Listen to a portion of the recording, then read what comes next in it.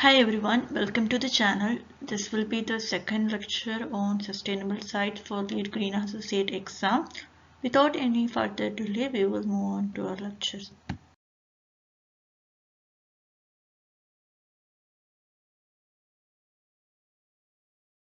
In the previous lecture, we had discussed the LEED prerequisite in this category, that is construction activity pollution prevention. In today's lecture, we will be covering the first two credits. They are site assessment and site development, protect or restore habitat.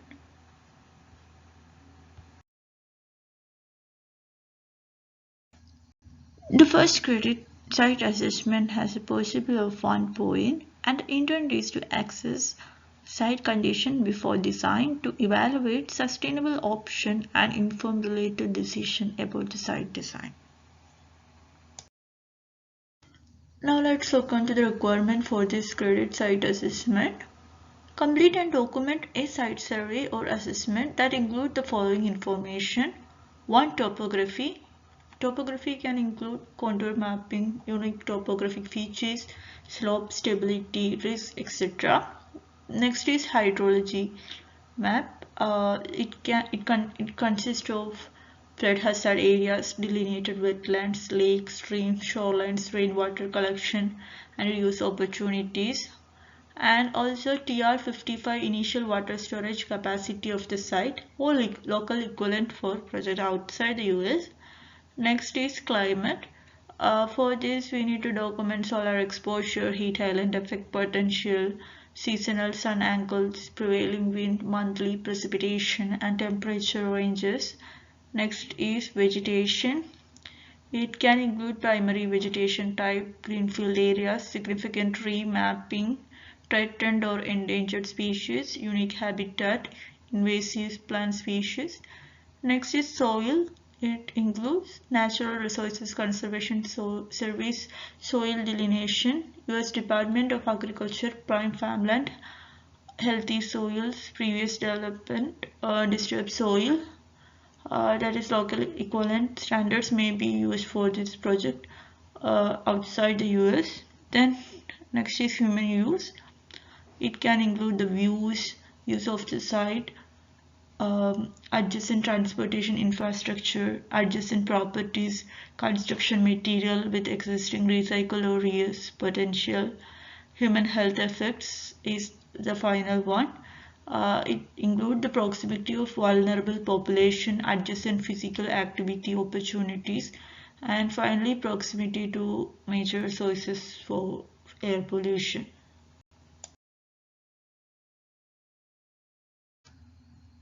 Move on to the second credit for this category, that is site development, protect or restore habitat, and it has a possible 2 points.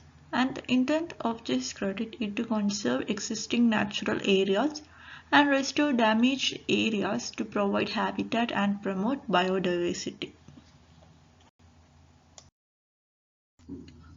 Let's look on to the requirement for this credit. There is one requirement and an additional option. So the requirement is to preserve and protect from all development and construction activity 40% of all the greenfield area on the site if such area exists, and the project team must also meet one of the additional option. Option number 1 is on-site restoration, 2 points except the healthcare and 1 point for the healthcare. Using native or adapted vegetation, restore 30% of all the portion of the site identified as previously disturbed. And option 2 is financial support, and it can achieve 1 point, and here it can be achieved by providing financial support equivalent to at least 40 cents per square foot, that is $4 per square meter for the total site area. In both the option, the site area is including the building footprint also. Financial support must be provided to the nationally or locally recognized land trust or conservation organization within the same EPA Level 3 ecoregion or the project states for projects outside US. And for US project, the land trust must be accredited by the Land Trust Alliance.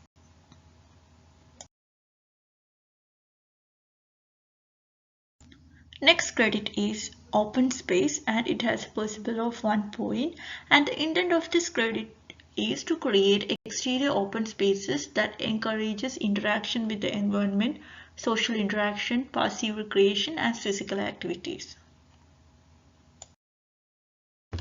Now let's look on to the requirement for this credit. First is provide the outdoor space greater than or equal to 30% of the total site area including the building footprint. A minimum of 25% of the outdoor space must be vegetated, but turf grass does not count as vegetation, or it can be an overhead vegetated canopy. The outdoor space must be accessible to the people physically, and also one or more of the following have to be satisfied. 1. A pedestrian oriented paving or turf area with physical site element that accommodate outdoor social activities. 2. A recreational oriented paving or turf area with physical site element that encourage physical activity. Number 3. A garden space with a diversity of vegetation types and species that provide opportunity for year-round visual interest. Number 4. A garden space dedicated to community garden or urban food production.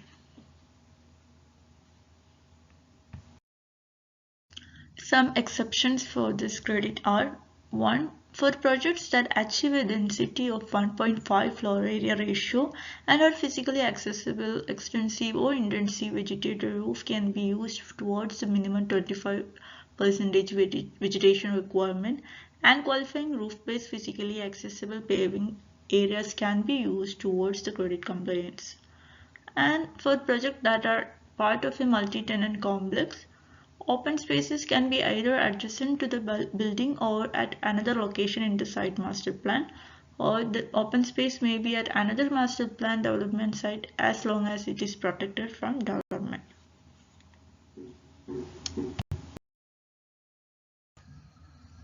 That's the end of today's lecture. We will cover the remaining credits in this category tomorrow. Until then, goodbye. If you enjoyed the content, please like the video and subscribe to the channel. Thank you.